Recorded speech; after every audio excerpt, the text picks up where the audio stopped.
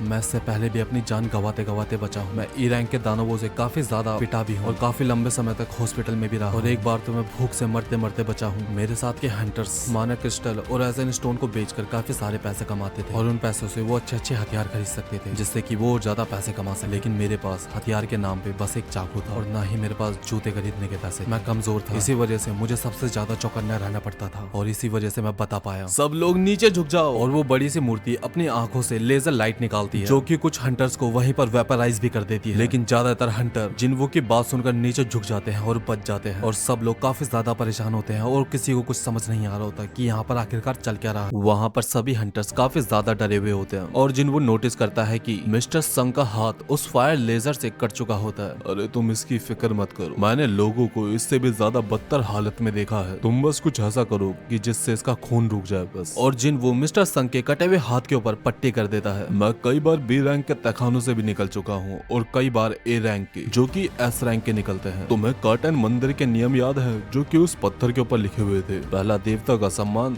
दूसरा उसकी तारीफ करो और तीसरा अपनी भक्ति को साबित करो। मिस्टर संग, जिस देवता की बात हो रही है कहीं वो देवता यही तो नहीं? और शायद जिन्वो का ये शख्स सही भी होता है। और दूसरी तरफ हम जिन्वो की बहन के स्कूल में देखते हैं जहाँ पर एक लड़की जिन्वो की बहन से पूछती है, तुम्हारा भाई एक हंटर है ना? हाँ, लेकिन वो बहुत ज्यादा कमजोर हंटर है। वो तो ए रैंक के मिशन में भी बहुत सारी चोटें खा के आता है और उसके शरीर पर पट्टियां बंधी रहती है हमेशा। ओ अच्छा, मुझे यकीन है अगर मैं उसकी जगह होती तो उससे तो बेटर ही परफॉर्म करती। और फिर उसके बाद हम डंजन के अंदर का सीन देखते हैं जहाँ पर एक हंटर काफी ज्यादा गुस्सा हो जाता है। इतने टाइम के बाद मुझे एक बड़ी कंपनी के साथ कॉन्टेक्ट मिला है और इस मौके को मैं अपने हाथ से नहीं जाने दे सकता। मैं यहाँ पर बिल्कुल नहीं मर सकता, मुझे अपनी रफ्तार पर पूरा भरोसा है। और ये बोलकर वो वहाँ से भागने लगता है। सब लोग उसे रोकने की कोशिश करते हैं लेकिन वो फिर भी नहीं रुकता और काफी तेजी में वहाँ से भागने लगता है। लेकिन स्टैचू उसके ऊपर अटैक करके सेकंड भर में उसे वेपराइज कर देता है और उसके बस पैर पैर ही बचते हैं। और ये देखकर सब लोग काफी ज्यादा डर जाते हैं। देखने से तो ऐसा लग रहा है कि हम सबको चींटी की तरह मसल सकता है, लेकिन ये फिर भी ऐसा क्यों नहीं कर रहा? ये इतना ज्यादा स्ट्रॉन्ग है, ये उन सारे मॉन्स्टर से काफी ज्यादा अलग है जिनसे मैं अभी तक फाइट कर चुका हूँ। और जिन्वो को अचानक से इस मंदिर के इंस्क्रिप्शन याद आते हैं जो कि उस पत्थर के ऊपर लिखे हुए थे कि देवता का सम्मान करो,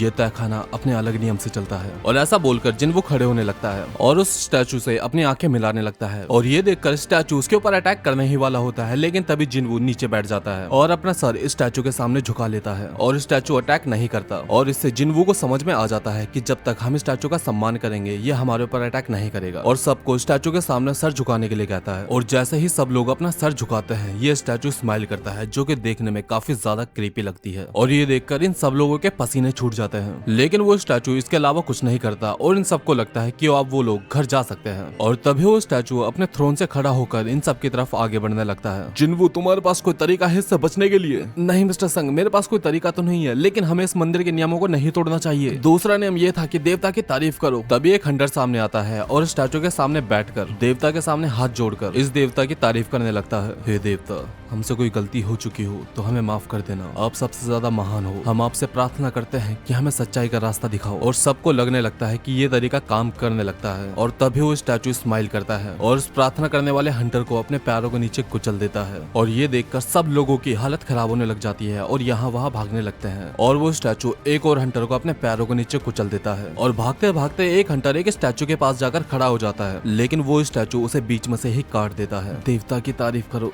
लेकिन इस शैतान की तारीफ कैसे करें हम? और जिन्वो भागते भागते नोटिस करता है कि कुछ स्टैचूज के हाथ में स्पेयर्स होती है, तलवारें होती है, हथौड़े होते हैं, लेकिन कुछ के हाथ में इंस्ट्रूमेंट्स वगैरह होते हैं। और जिन्वो सबको कहता है कि उन मूर्तियों के पास चले जाओ जिनके हाथ में इंस्ट्रूमेंट्स है। और सब लोग ऐसा ही करने लगते हैं। और जैसे ही मिस्टर संग एक इंस्ट्रूमेंट वाली मूर्ति के पास पहुंचते हैं तो मूर्ति इंस्ट्रूमेंट प्ले करना स्टार्ट कर देती है और एक एक करके सभी लोग इंस्ट्रूमेंट वाले स्टैचूज के पास पहुंच जाते हैं। लेकिन जैसे ही जिन्वो और जूही एक स्टैचू के पास पहुंचता है तो वो इंस्ट्रूमेंट प्ले नहीं होता और जिन्वो को जल्दी ही रियलाइज हो जाता है कि शायद ये दो लोग हैं, इसलिए ऐसा नहीं हो रहा। जूही, तुम यहीं पर रुकना। रुको जिन्वो, कहाँ जा रहे हो? और जिन्वो दूसरी मूर्ति के पास जाने के लिए वहाँ से निकल जाता है, लेकिन वो स्टैचू जिन्वो को भागते हुए नोटिस कर लेता है और जिन्वो के पीछे ही पड़ जाता है। स्टैचू जिन्वो को अपने पैरों के नीचे कुचलने ही वाला होता है, लेकिन फिर भी जिन्वो जैसे तैसे करके उससे बच जाता है और वो एक स्टैचू के पास जाकर गिरता है और वो स्टैचू अपने स्पेयर से जिन्वो के ऊपर अटैक कर देता है, जिससे जिन्वो को एक लेग कट जाता है और जिन्वो रेंगते रेंगते उस इंस्ट्रूमेंट वाली मूर्ति के पास जाने लगता है और बड़ी मुश्किल से उस इंस्ट्रूमेंट वाली मूर्ति के पास पहुंचता है और फिर सब कुछ शांत हो जाता है और वो स्टैचू दोबारा से जाकर अपने थ्रोन पर बैठ जाता है। और फिर जूही जिन्वू के पास भाग कर आती है। जिन्वू, तुम ठीक तो हो ना? हाँ,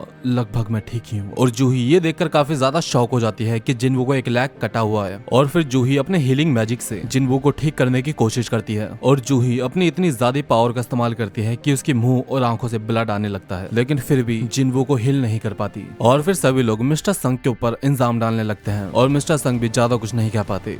तुम लोग सही कह रहे हो, यहाँ पर आखिरी फैसला मेरा ही था, ये सारी की सारी गलती मेरी ही है। ये वक्त अभी बहसबाजी का नहीं है, अभी तो तीसरा नियम भी बाकी है। और तभी वो इवल गॉड अपना हाथ उठाकर सेंटर के बीचों बीच एक कंटार को सम्मन कर देता है और सभी हंटर समझ नहीं पाते कि आखिर यहाँ पर चल क्या रहा है। तभी जिन्वू कहता है कि ये एक बलिस्तान है, पुराने लेखों में इसका जिक्र किया गया है, अक्सर इसका इस्तेमाल बलि देने के लिए किया जाता है और शायद से तीसरा नियम यही है, अपनी भक्ति को साबित करना। और ये सुनते ही किम मिस्टर संग के ऊपर अपनी तलवार को रख देता है। ये सब तुम्हारी वजह से हो रहा है, तो अब जिम्मेदारी लेने का वक्त आ चुका है लीडर।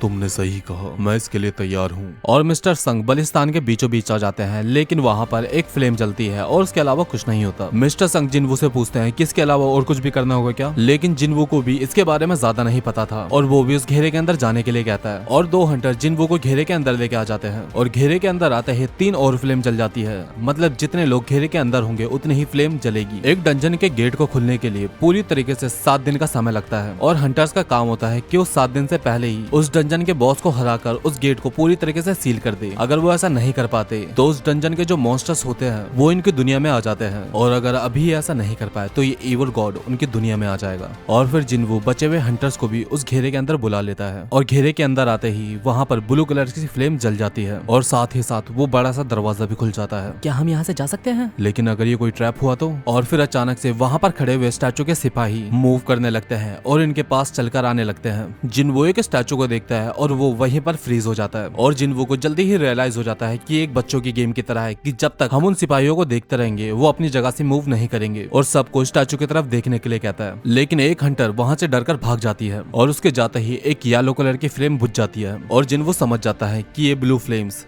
टाइमर की तरह है यहाँ पर और येलो फ्लेम्स इंसानों की तरह। और ये दरवाजा धीरे धीरे करके बंद होने लगता है, लेकिन क्या पता ये चाल हो, डर और खतरे का एहसास करवाकर इन्हें फंसाने की चाल हो। शायद यही है तीसरे नियम की परख। और तभी एक और हंटर जिन्वू को नीचे गिराकर वहाँ से भाग जाता है। नहीं प्लीज, यहाँ से कोई मत भागना, ये ब्लू फ्लेम्स एक टाइमर की तरह है, शायद इनके बुझते ही हम यहाँ से जा सकते हैं। लेकिन ऐसा भी तो है कि शायद इन सभी फ्लेम्स के बुझते ही हम यहाँ पर हमेशा के लिए फंस जाए और यहीं पर मर जाए। मुझे माफ करना, लेकिन मेरा परिवार मेरा घर पे इंतजार कर रहा है। और किम भी यहाँ से भाग जाता है और जिन्वू भी ये सब देखकर बहुत ज्यादा उदास हो जाता है और रोने लगता है। लेकिन मिस्टर संग कहते हैं कि शायद तुम दोनों को यहाँ से जाना चाहिए। मुझे लगता है कि जब तक हम में से कोई भी यहाँ पर रहेगा दरवाजे खुले ही रहेंगे और वैसे भी तुम्हारे सामने तुम्हारी पूरी जिंदगी बची है, इसलिए जाओ यहाँ से। और जूही मिस्टर संग की ये बात सुनकर वहाँ से निकलने की कोशिश करती है, लेकिन उसके पैर पैरालाइज हो चुके थे और वो अपने पैरों को हिला भी नहीं पाती।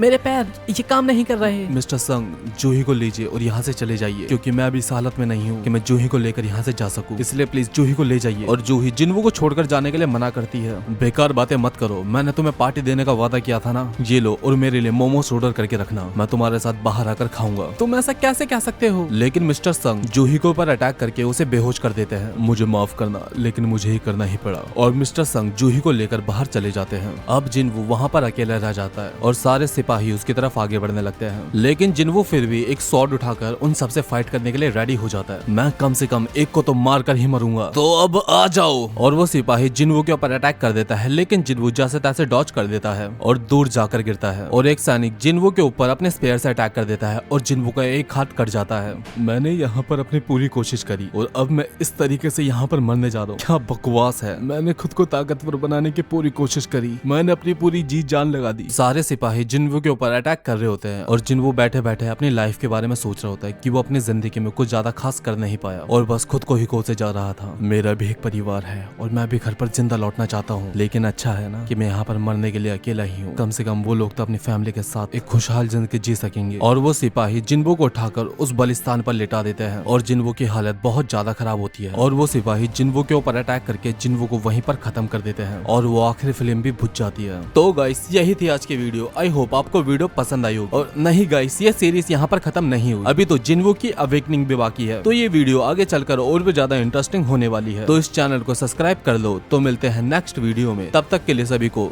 दत्ता बायो।